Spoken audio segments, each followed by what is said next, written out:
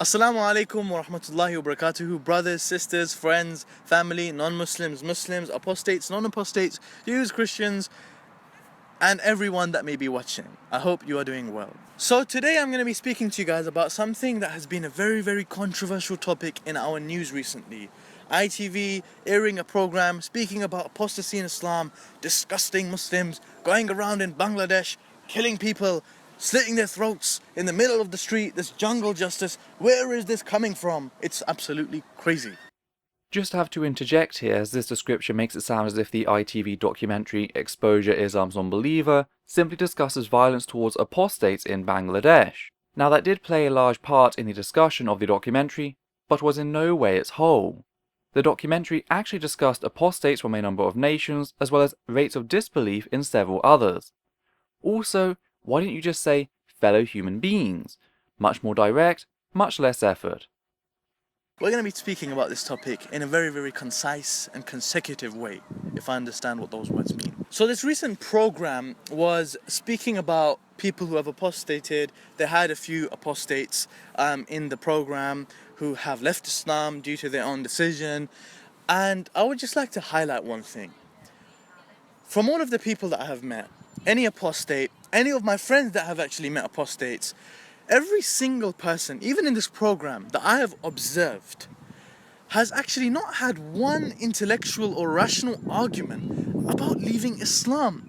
And it's something that is really frustrating for me, because everyone seems to be giving reasons that have absolutely zilch, nothing to do with Islam. Before I get down to tearing you a new one on the content of the documentary, first of all, why did you air quote the word apostate? People who have apostated, they had a few apostates. Do you believe their ex-Muslim status to be insincere? Because I don't see why else you'd be air quoting apostate. This to me seems like a cheap tactic deployed to undermine the experiences of your perceived opponents. I could be wrong, but you left it out there without clarification, leading to ambiguity and interpretation. Moving on to your notes on the documentary, did you actually watch it, or did you simply read the hastily written blog post by ILM?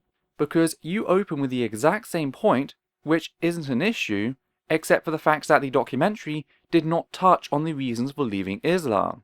Hell, I even asked the director, and she agreed. It was not there to deconvert people. All it actually did was document the vitriolic response targeted towards those who do. So either you've made the exact same mistake and both decided to launch it as your starting argument to build a fake narrative, or you haven't actually watched the documentary, you've just read the blog which was posted before your video. Also, had you actually bothered to study the works of, say, Maryam Namazi or Arif Rahman, with the most simple of Google searches, you would have found a magnitude of such intellectual discussions. But this was not the time, nor the place, nor the intention. So ultimately, you are talking absolute rubbish. Let me explain. You see, a lot of these people, they leave Islam for reasons such as, my parents, they were Muslims and they abused me when I was young. Yes, but your parents were not following Islam when they were doing that, right? Incorrect. As was displayed in the documentary, these Islamists were abusing ex-Muslims for religious reasons. The Quran is rife with examples of violence for said reasons, so it's not a massive stretch to see how Islamist parents got there. Also again, the documentary did not talk about the reasons for leaving Islam, but rather the abuse experienced thereafter. So you have attempted to swap the actual narrative of I left Islam and then was abused with I was abused and then left Islam. Now whilst I suggest this was sourced from ILM, this could simply be your own dishonesty, as it's evolving into something we've often seen with Christians. This is an insulting and even abusive method of gaslighting used by believers to assert that the non-believer's memory or perception is wrong. We see it asserted with zero basis, not taking into account any of the available evidence. The closest to this I have seen is people bringing up the problem of evil, which by very definition is an aspect of logic-based philosophy. It takes a number of qualities you project onto reality and tests them by what we can observe. You can't actually get more reason than that in how it takes your claims and it tests them by what we observe. My culture, it's disgusting, I hate my culture. in Bangladesh, they treat us so bad, they're racist, they may be doing things and this and that and whatnot that I don't like. Or in Pakistan, I hate the way that they treat us, or I hate the way that they treat Christians. Is this the type of thing Islam promotes? La-di-da-di-da, speaking about all of these things. And yet many of these people were distraught, not simply at the abuse and loss of family they suffered, but the loss in the non-religious aspects of their community. The very thing displayed in the documentary contradicts the point you are asserting here. Some of them want Islam, like every other mainstream religion in Britain, to still welcome them culturally. It's not that hard to understand. But you are correct, there is that distinction to be made. They make it, and it is clear that the issues arise not even in the religious half as a whole, but the extremist elements of said religious half. The cultural is absent. This is simply another tactic used by the far-right Christians, but nowhere near to the same degree as what we see in the documentary, and certainly not defended. If you are going to critique someone, how about you critique what they actually said, and not what you wish they had said?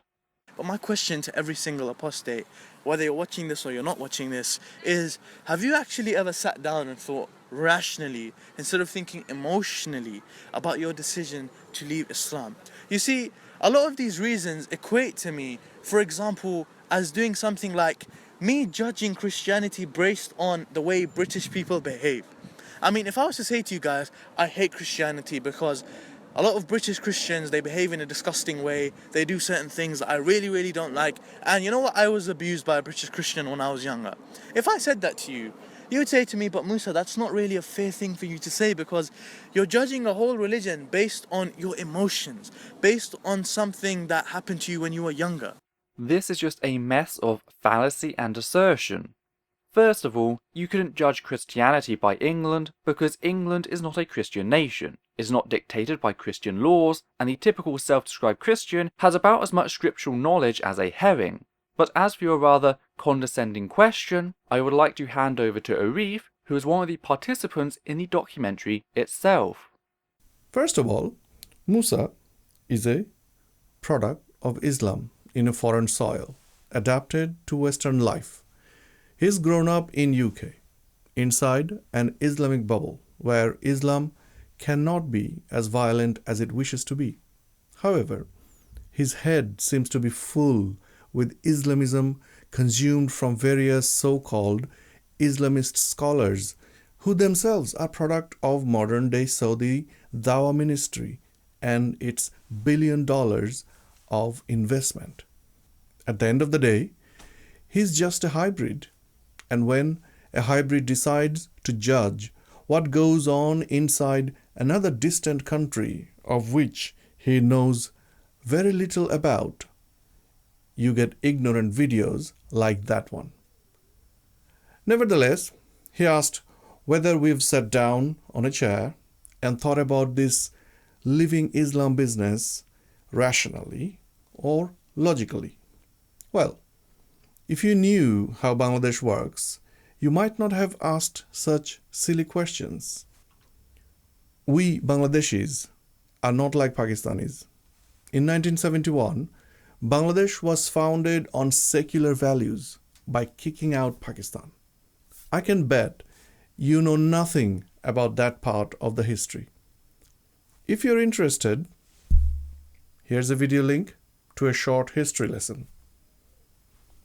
So, we, the Bangladeshis, actually never needed Islam for anything serious. It was just there to give a large number of people a sense of soft faith. What happens after death? Bloody, bloody, blah. But in the core, our culture has always been Bengali culture.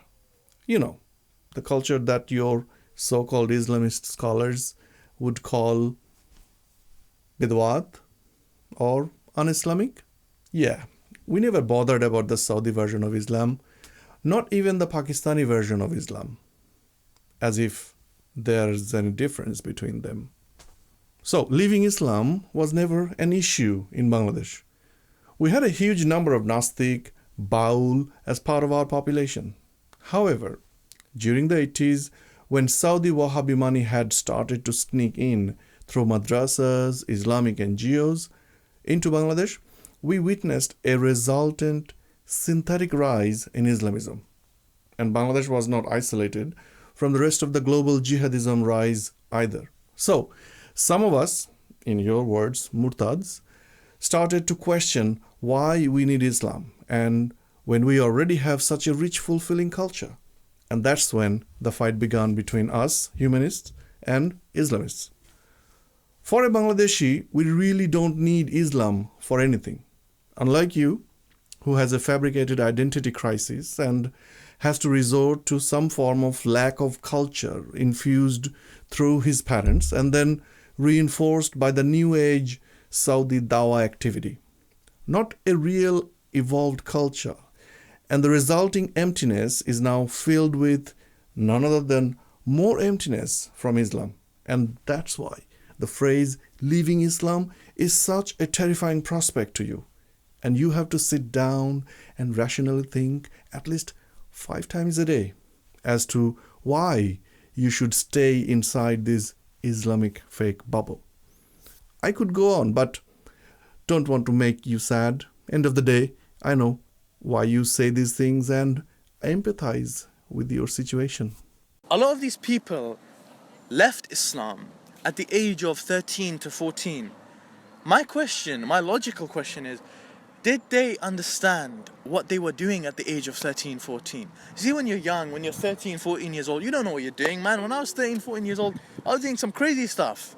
Does that mean that I will make a decision when I'm 13 or 14 years old that will affect me for the rest of my life? You would say, Musa, don't do that. That's illogical for you to do because you're just a kid, you know, you're traveling, you're on your journey. Take it easy a bit, learn, study. But these people are making decisions at such a young age. Well, it wouldn't be such a life-changing decision if they weren't faced with the threat of violence and ostracization, would it now?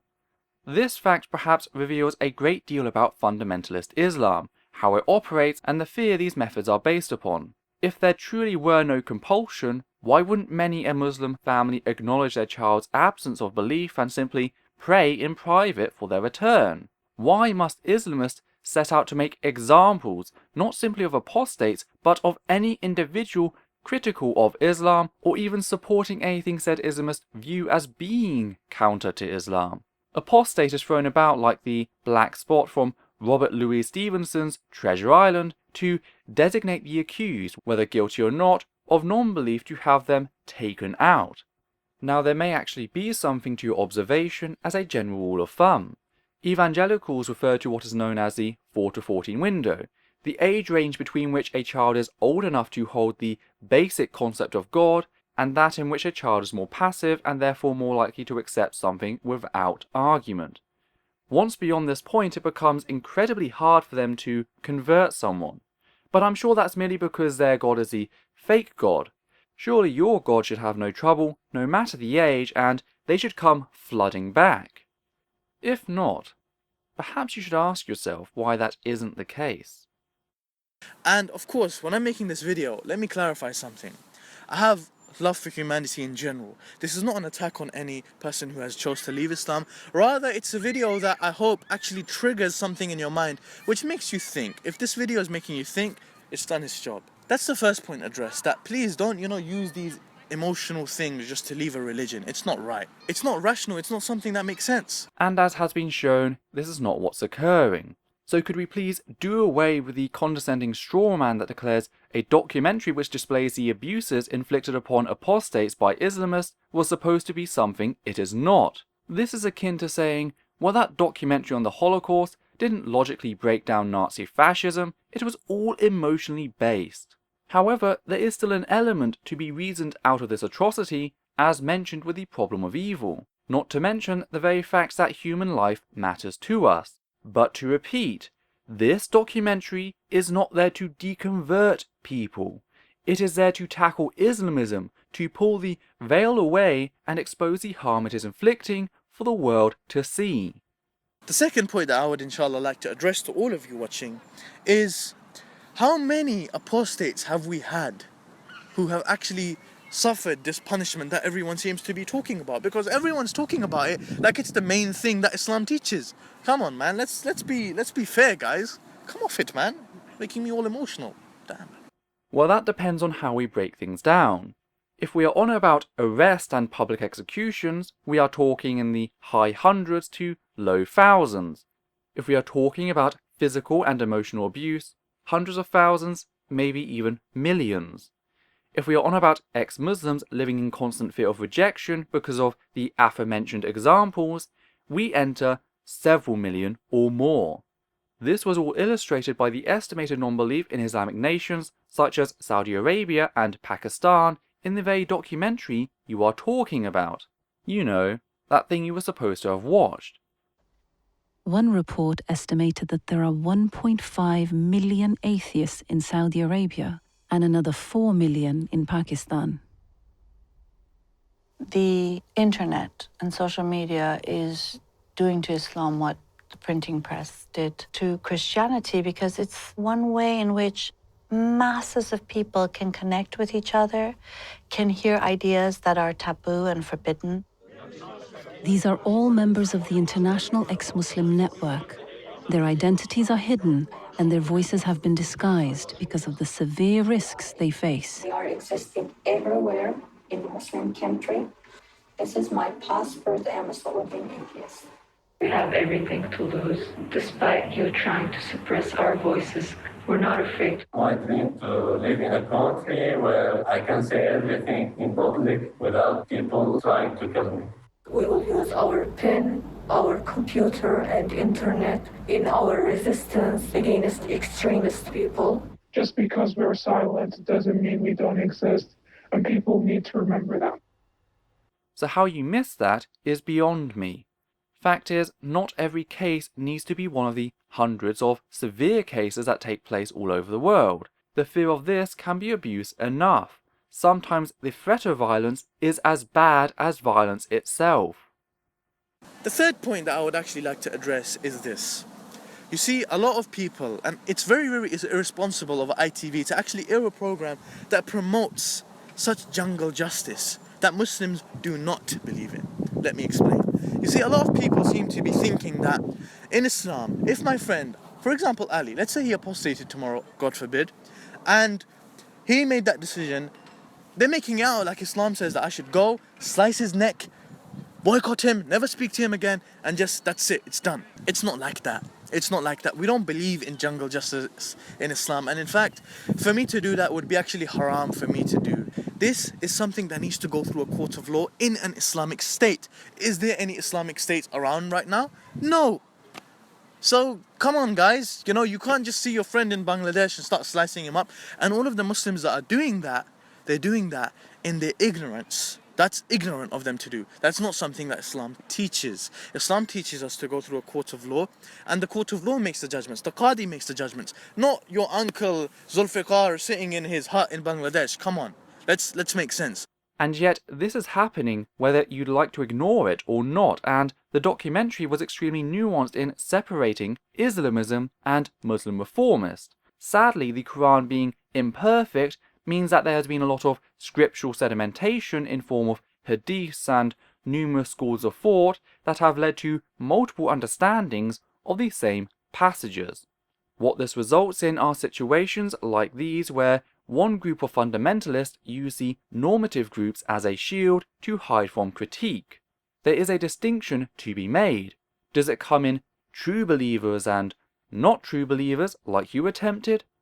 No, because that's dependent on which side you ask and is a no true Scotsman waiting to happen. That's why reformist versus Islamist can be a better categorization. Also, drawing attention to the fact that you're not denouncing the execution entirely off the bat, simply parroting it has to go through court, is not very comforting. Your very question of are there any Islamic states around shows that this is subject to change. Not once in your video did you ever come out and say, I do not believe apostates should be executed for their non-belief. Now, you're not some Muslim we've just grabbed off the street and demanded that you denounce it, that you apologize. You have come here to talk about it, and yet seem incapable of denouncing said actions. Now, you are trying to blur the lines between Muslim reformer and Islamist, I believe, because you are one such Islamist seeking to hide behind more moderate views. Sorry, I keep using the example of Bangladesh because that's what they use in the program. But just for any people, Pakistanis watching, know your auntie Bushra. My grandma's name is Bushra, but you know, not someone in Pakistan sitting there. Oh, auntie, he committed apostasy. Let's go and kill him. It's not like that. It's not like that. So guys, I hope we learn to think logically and rationally and learn to have academic conversations with one another in regards to religion, rather than using our emotions. And you know, it's not right for you to use your emotions to judge a religion. It's something that no one would tell you to do. So guys, I hope this video has benefited you. Inshallah, if this has, you know, sparked something in your mind, please do share the video around with your friends. Take care of yourselves. Thank you for watching. Assalamu alaikum. Well, now that your video is over, allow me to recap some of the massive issues we take with your work. You started by blatantly lying about the content or even intent of the documentary and suggesting that it discussed reasons for leaving Islam, when it didn't. That's before throwing out the same old straw man of, you left religion because of bad event X, which is not just patronizing, but also potentially abusive. This was portrayed by you as a selfish and illogical reason, ignoring the deeper philosophical implications for a theistic worldview. You attempted to blur the lines between Islamist and Muslim reformer to try and make the documentary, as well as any critique of you and Islamism, seem like a critique of all Muslims. Not once did you suggest that the killings or abuse were wrong, beyond the fact that they hadn't been ordered by a court. Ultimately, this was a rather privileged nest of lies and fallacies that put your personal feelings as an Islamist above the very well-being, and in some cases the very lives of countless people globally, while still having the audacity to say, I love humanity. To say we are disgusted would be a wee bit of an understatement. So yeah, perhaps work on that next time. Now to my viewers, I would like to ask that you please consider supporting Arif, who very kindly gave his time to help me out on this project. I also ask that you consider donating to the Council of Ex-Muslims of Britain to continue combating this very sort of ignorance. And with that said, take care.